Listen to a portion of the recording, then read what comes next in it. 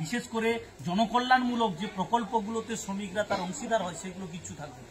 এই 1 তারিখ থেকে নরেন্দ্র মোদী সরকার এটাকে চাপিয়ে দিতে চাইছে। এইটার বিরুদ্ধে আমাদের প্রচারে নামতে হবে, এটাও একটা ব্যাপার। আর তার সঙ্গে সঙ্গে কৃষকরা ফসলের দাম পাচ্ছেন, শ্রমিকরা তার মজুরি পাচ্ছেন, তাহলে লাভটা কার হচ্ছে? লাভ হচ্ছে দিদির আর বিধায়ক। এটা কোনোদিন বলতে পারে একটা বিধায়ক মানে কি সে সবার, সে তৃণমূল, বিজেপি, সিপিএম, কংগ্রেস কারোর ভাগ হয় না। বিধায়ক মানে সব লোকের বিধায়ক।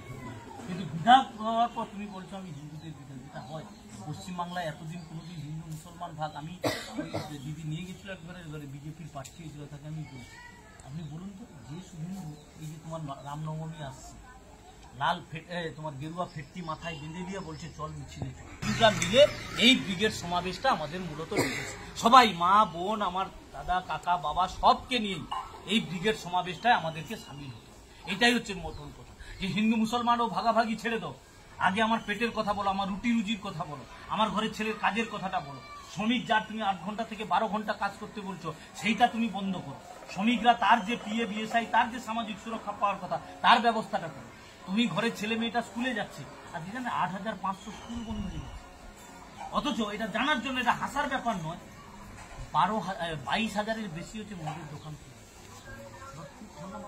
কোন দিকে যাচ্ছি আমরা? আর কি হচ্ছে বলছে 50 টাকার মদ এখন তুমি 28 টাকার পাউচ করে দিবি, ছোট পাউচ। কি তাহলে অধঃপতনটা কি হচ্ছে দেখুন। আমার ঘরে হোক আপনার ঘরে হোক, মদ খেয়ে বউকে মারধর করতেছে, মা বাপকে গালাগাল দিচ্ছে, বাচ্চা ছেলেটার সামনে বমি করে পড়ে যাচ্ছে। কি সংস্কৃতি আমদানি করছে? আমি তৃণমূল, বিজেপি, কংগ্রেস, সিপিএম সব ছেড়ে দিই। ছেলে মেয়েগুলো মাস্টারি চাকরি দিবে, সেখানে টাকা। 8 পাস করছে তাকে হাই স্কুলের অঙ্কের মাস্টারের চাকরি দিয়ে দিচ্ছে। আচ্ছা বলুন, সে 8 পাস করছে, সে কি পড়াবে ঘরের ছেলে মেয়েদের?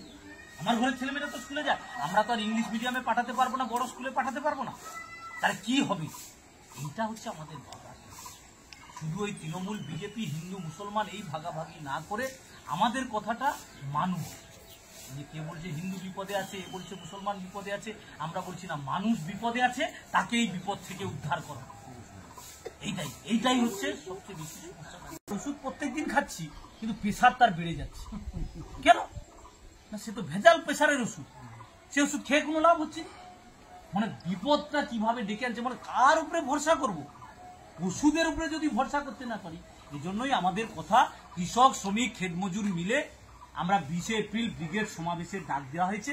সেই ব্রিগেড সমাবেশটাতে আমাদের এই এলাকায় প্রচার করা, এলাকার মানুষকে তাদের যাদের সমস্যা, আবাস যোজনায় দোতলা পাকা বাড়ি তারা ঘর পাচ্ছে, হাই স্কুলের মাস্টার প্রফেসরি করে, আইওসিতে চাকরি করে 60,000, 62,000, 70,000 টাকা তার বেতন।